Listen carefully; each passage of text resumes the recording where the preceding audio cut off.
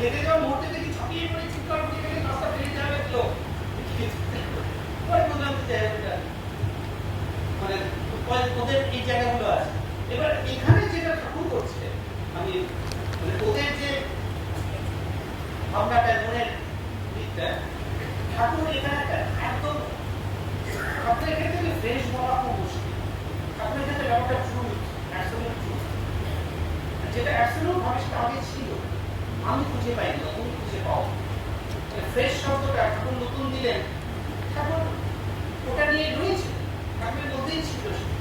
বুঝতে পেরেছো? মানে ফ্রেশ ভাবনা বলবো না, ঠাকুর মাইন্ডটাকে বলছেন আলাদা একটা মানে অর্গানিক ব্যাপার, আলাদা একটা প্রাণ আছে। তোমার মাইন্ড তোমার মাইন্ড, বাট ওটা একটা খুব ওবিডিয়েন্ট ভালো পেটক মাইন্ডের মধ্যে এত ভালো ঠাকুর বিশ্বকর্মার রাজনীতি তৈরি হয় অনেক দূর।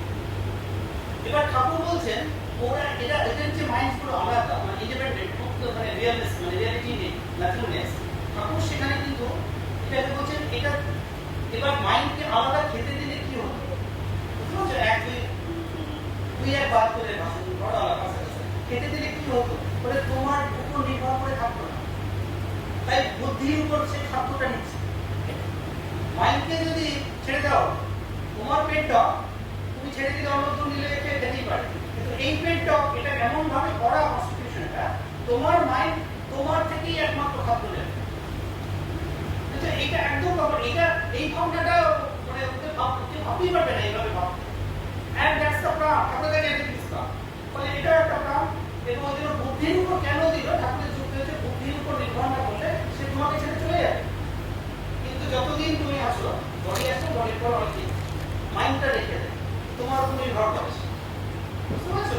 বুদ্ধির উপর নির্ভর করে। এই যে আগে যেটা বলছিলাম মনোময় কোষে, ওরা মনোময় কোষে করে কিন্তু বিজ্ঞানময় কোষ, ওদেরও একটা ইন্টেলেক্ট আর মাইন্ড একটা আলাদা, ওখানে বুদ্ধি আর মাইন্ডের ডিফারেন্স করে।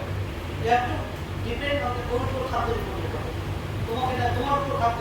এখন ব্যাপার শান্তিটা পাই না কেন? ঠাকুরের বক্তব্য it's a very powerful jam. হাতি শব্দ বাবার ইউজ করছে, হাতি ইজ সাপোজ টু ইট এক জঙ্গল কলা গাছ ব্রেকফাস্ট 50টা কলা গাছ, আর তুমি ঠাকুর বলতে সারাদিন যা দিচ্ছ এটা দুটো চিনে পাবে। প্রথম কথা ব্রেন, তোমরা যতই গ্লোরিফাই করো হাফ চিনে পাবে।